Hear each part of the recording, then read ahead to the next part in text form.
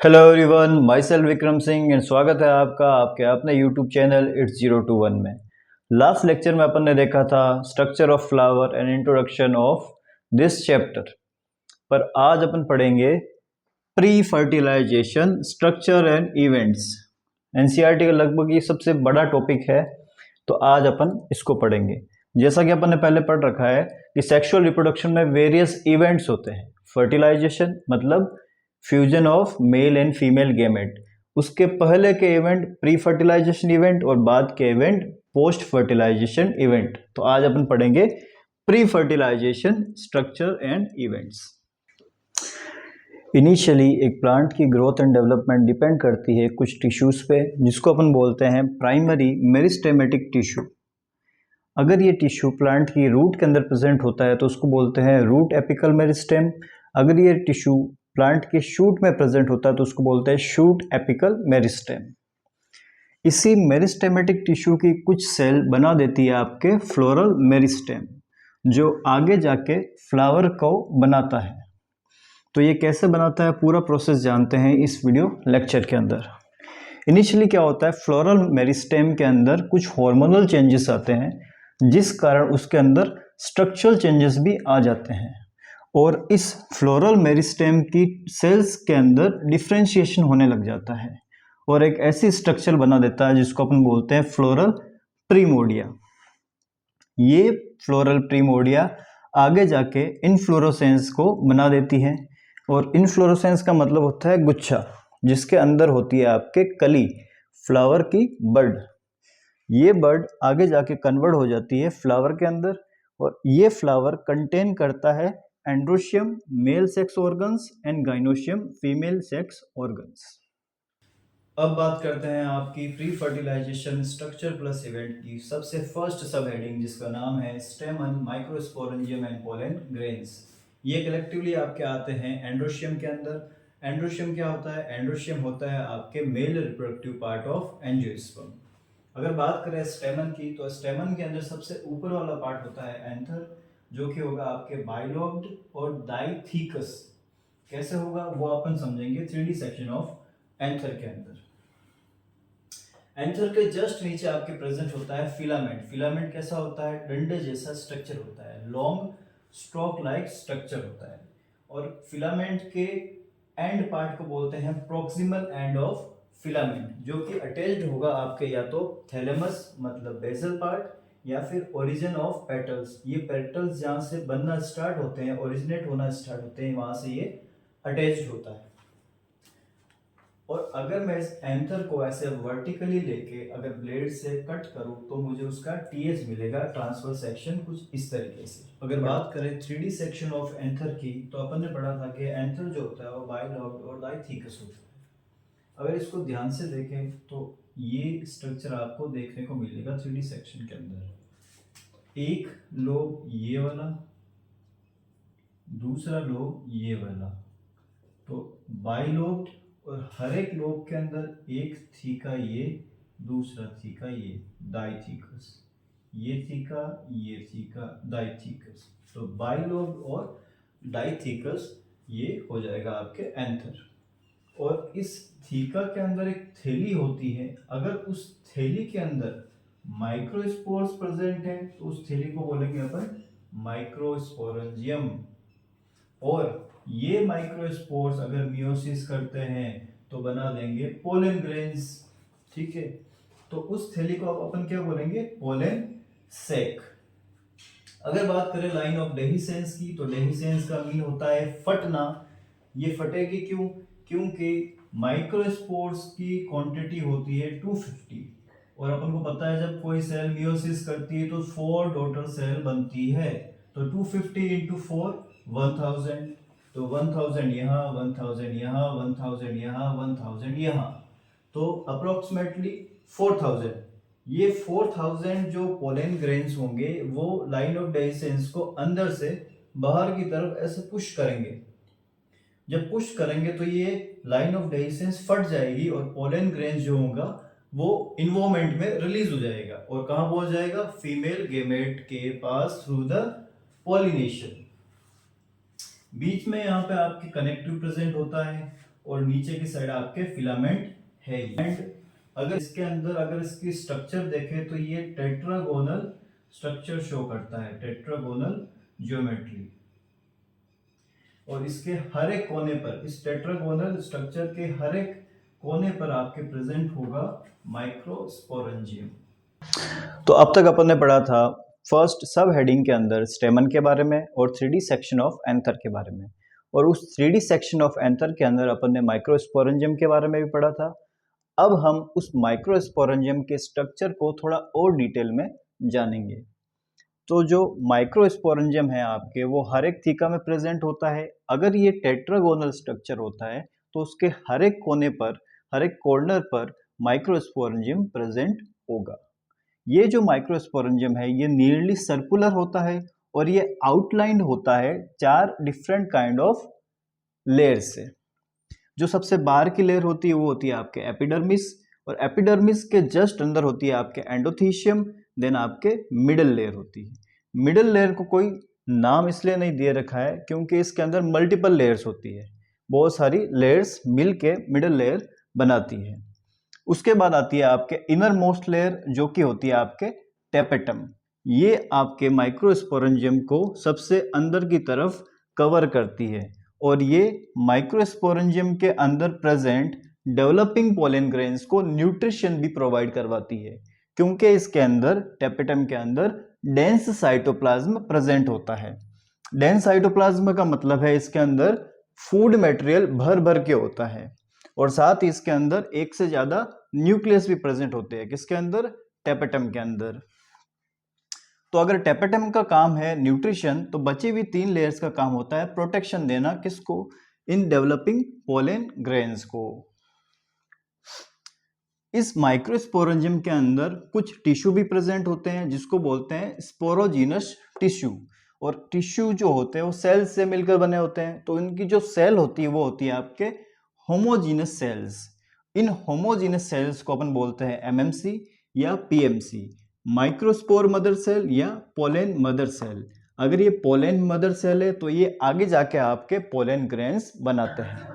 अब हम देखते हैं इसी सब हेडिंग के अंदर अपना 4th पॉइंट जिसका नाम है माइक्रोस्पोरोजेनेसिस। माइक्रो का मतलब होता है छोटा, स्पोरो मीन स्पोर, एंड जेनेसिस मतलब फॉर्मेशन, मतलब छोटे वाले स्पोर का फॉर्मेशन। और एंजियोस्पर्म के अंदर छोटा वाला स्पोर कौन होता है? आपके पोलन ग्रेन। तो माइक्रोस्पोरोजेनेसिस में होता है आपके फॉर्मेशन ऑफ पोलन ग्रेन। कैसे होता है? अभी अपन ने जाना था कि माइक्रोस्पोरेंजियम के अंदर होता है आपके sporogenous tissue, special tissue known as sporogenous tissue. इस टिश्यू के अंदर जो सेल्स होती है वो होती है आपके एमएमसी, माइक्रोस्पोर मदर सेल, जो कि आपके डिप्लॉइडिक होती है। जब ये मियोसिस से गुजरती है, when it undergoes to the meiosis, it form the 4 microspores. ये 4 माइक्रोस्पोर्स बनाती है जो कि आपके होंगे हैप्लॉइड। और जब ये एंथर, जिस एंथर के अंदर क्या बन चुके हैं? माइक्रोस्पोर बन चुके हैं। जब ये एंथर सूखेगा तो ये माइक्रोस्पोर भी क्या हो जाएंगे? सूख जाएंगे। अभी तो ये आपस में चिपके हुए हैं, लेकिन जब ये सूख जाएंगे, इनका जब डिहाइड्रेशन हो जाएगा, तब ये अलग अलग हो जाएंगे, और तब इनको क्या बोलेंगे अपन? पोलन ग्रेन्स बोलेंगे। Now let's talk about the 5th point of this sub heading which is pollen grain. अभी अपन ने देखा था कि माइक्रोस्पोरोजेनेसिस के अंदर फाइनल जो प्रोडक्ट बनता है वो होता है आपके पोलन ग्रेन, और ये पोलन ग्रेन मेल गैमेट नहीं है, ये है मेल गैमेटोफाइट। क्या है? Male gametophyte which contains the male gametes. इनके अंदर गैमेट्स का फॉर्मेशन होता है और ये गैमेट को कंटेन करते हैं। ये खुद एक गैमेट नहीं है, ये है गैमेटोफाइट। अगर इसकी शेप की बात करें तो ये होता है जनरली स्फेरिकल, एंड अगर इसकी साइज एंड डायमीटर की बात करें तो वो होता है आपके 25 to 50 म्यूएम, मीन माइक्रोमीटर। अगर इसको मीटर में कन्वर्ट करते हैं तो हो जाएगा आपके 25 × 10⁻⁻⁻6 मीटर एंड 50 × 10⁻⁻6 मीटर।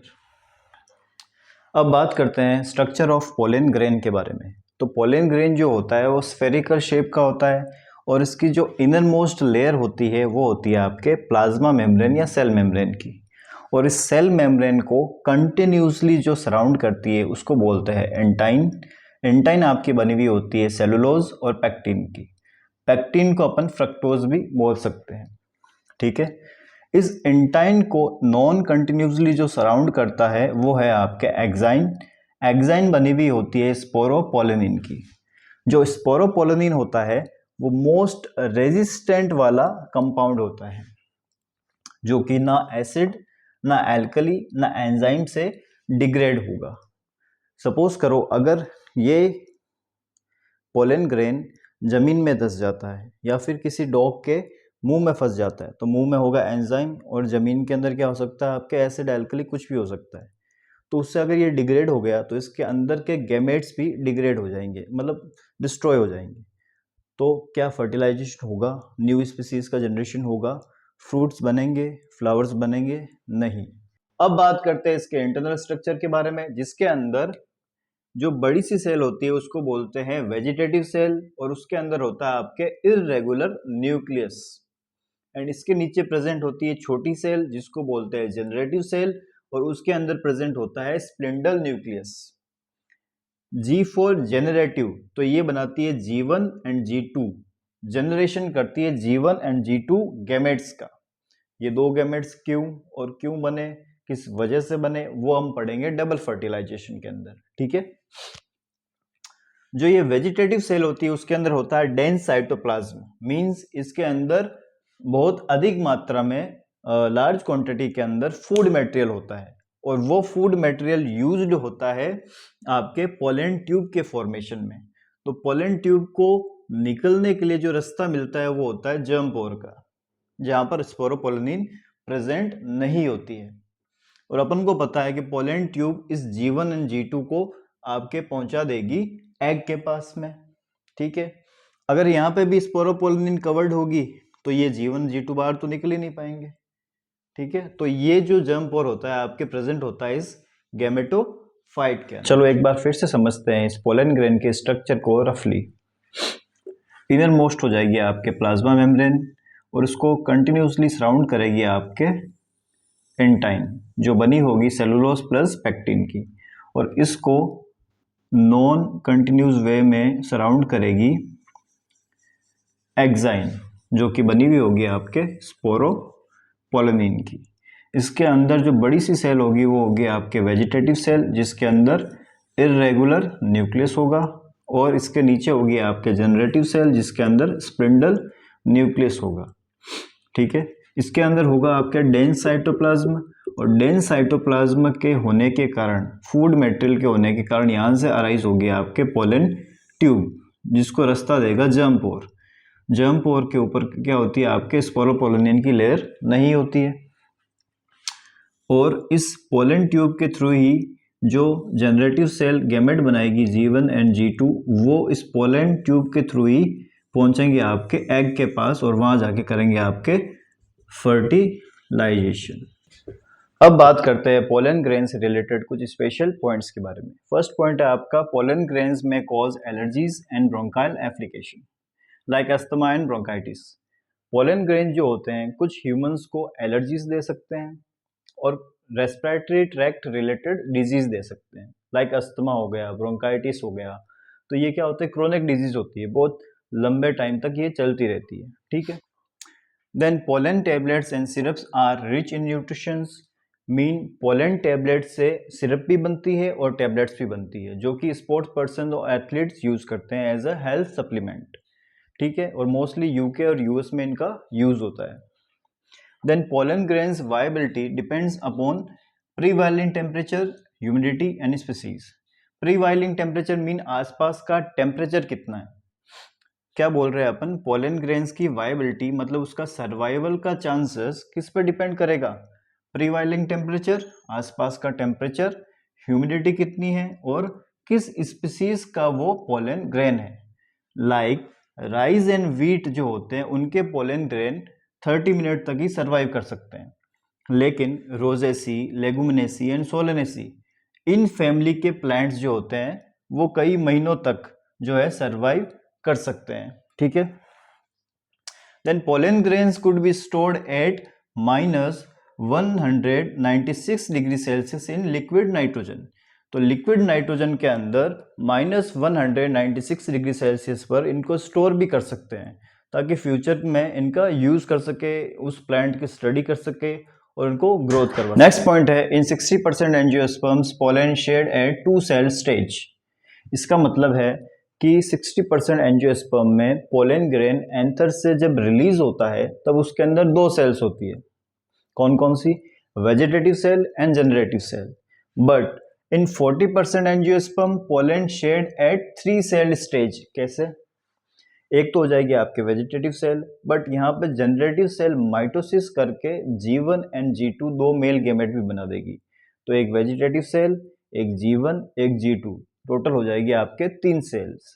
ठीक है, तो ये रिलीज होने से पहले ही आपके 3 सेल बना देंगे और ये रिलीज होने के बाद में 3 सेल बनाएंगे। दोनों में बनने तो गैमेट तो है ही है, G1 एंड G2 दोनों में ही आपके बनेंगे। तो आज के लिए इतना ही। नेक्स्ट टॉपिक में अपन पढ़ेंगे पिस्टल्स के बारे में, मेगास्पोरेंजियम के बारे में एंड ओव्यूल के बारे में, मीन फीमेल रिप्रोडक्टिव पार्ट के बारे में। वीडियो पसंद आया तो लाइक और शेयर जरूर कीजिए और चैनल को सब्सक्राइब कीजिए। Thank you.